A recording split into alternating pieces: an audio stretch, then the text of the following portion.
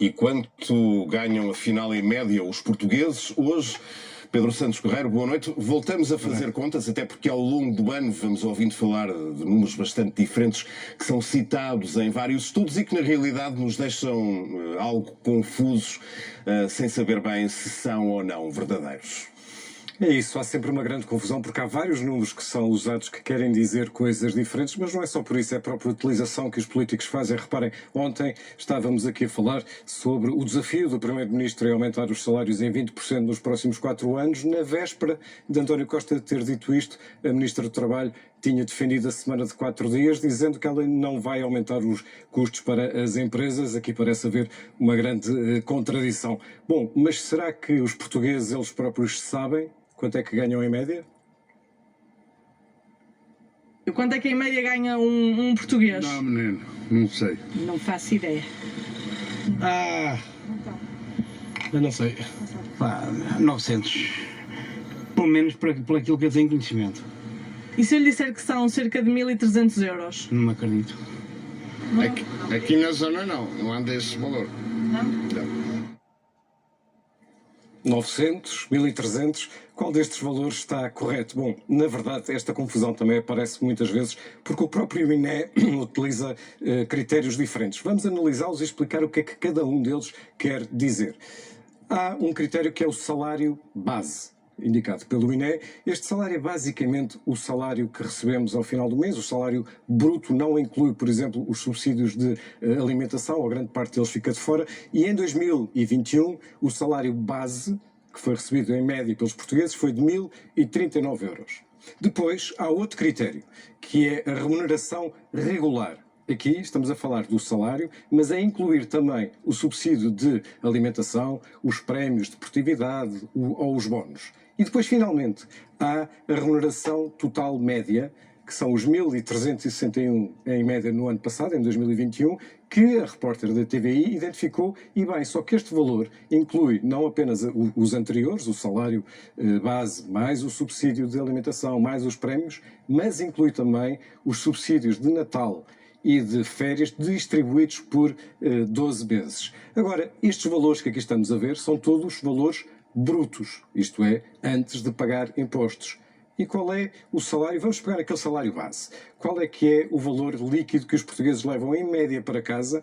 Bom, é de cerca de 800 euros. Claro, depende da situação fiscal, se há filhos, se não há, mas é cerca de 800 euros líquidos para casa, o que, somando o subsídio de alimentação, dá cerca de 900 euros. Portanto, aquele senhor que estávamos a ouvir na peça também tinha razão. O salário líquido que se leva para casa é à volta dos 900 euros por cada português, o que dá uma média de 12.300 euros líquidos por ano. Bom, mas um dos temas que se tem falado muito, sobretudo politicamente, é da aproximação entre o salário mínimo e o salário médio. Isso é verdade? É. Vamos ver como. Em 2014, que foi antes do início dos grandes aumentos do salário mínimo em Portugal, a diferença entre o salário mínimo, aqui a branco, e o salário médio em Portugal era de 425 euros, ou seja, o salário médio era mais ou menos 85% superior ao salário mínimo. Se avançarmos para o momento atual, a diferença já é muito menor. É de 334 euros brutos, já lá vamos, ou seja, aquela diferença que ali era de 85%, agora é cerca de 50%. Portanto, sim, é verdade, os salários mínimos e os salários médios estão cada vez mais próximos. Mesmo estes 334 euros são brutos. Mas se passarmos para uma análise de diferença dos salários líquidos, então aí anda na casa dos 180 a 200 euros líquidos. É a diferença em Portugal entre o salário mínimo e o salário médio. Bom, mas há mais questões que podemos analisar sobre os salários dos portugueses. Somos um país de salários baixos, tudo aponta para que sim. Repara, há 900 mil portugueses neste momento que ganham o salário mínimo. 900 mil. É mais ou menos 1 em cada 5.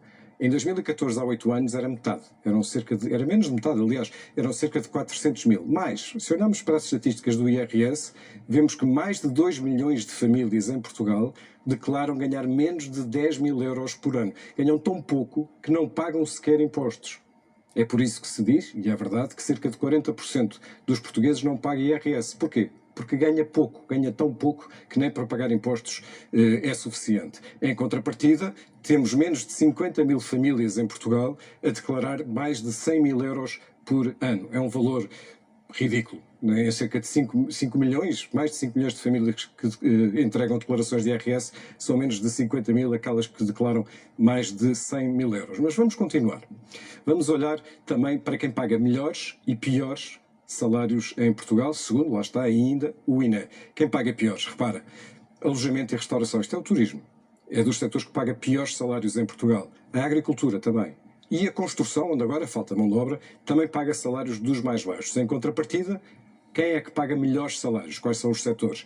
Eletricidade, gás e água são profissões de engenharia, tipicamente.